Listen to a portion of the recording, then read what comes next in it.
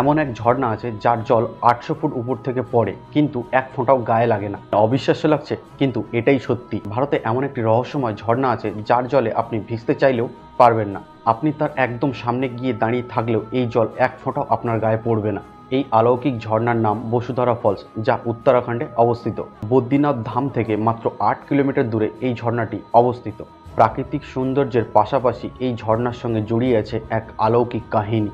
এই ঝর্ণা থেকে জল পড়ে প্রায় ৮০০ ফুট উপর থেকে, অথচ যারাই এই ঝর্ণার সামনে যাক না কেন গায়ে এক ফোঁটাও জল পড়ে না। কথিত আছে এই ঝর্ণার এক ফোঁটা জল যদি কারোর গায়ে পড়ে তাহলে ধরা হয় যে তিনি একজন পূর্ণ আত্মা, অর্থাৎ তার আত্মা শুদ্ধ এবং পবিত্র।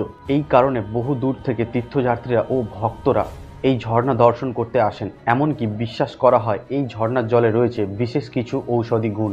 আপনি কি বসুধারা ফলসের নাম শুনেছেন? আপনি কি এই অলৌকিক ঘটনায় বিশ্বাস করেন? কমেন্টে আপনার মতামত জানান।